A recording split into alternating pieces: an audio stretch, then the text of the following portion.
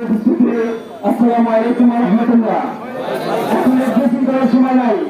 আপনারা জানেন 2006 সালে 28 অক্টোবর এই ফ্যাসিস্ট আওয়ামী সরকার আওয়ামী লীগের 14 দল ছিল এই চোরের আক্রমণে বাংলাদেশ জামাত ইসলামী 14 জন নেতাকর্মী শহীদ করে দিয়েছিলেন। আর তার আগে 27 অক্টোবর রাতে বাংলাদেশ শ্রমিক কল্যাণ ফেডারেশনের এক নেতাকে হত্যা করার মাধ্যমে তারা হত্যা উল্লাসে মেতে ওঠে। এই বাংলাদেশে আমরা এই ফ্যাসিস্ট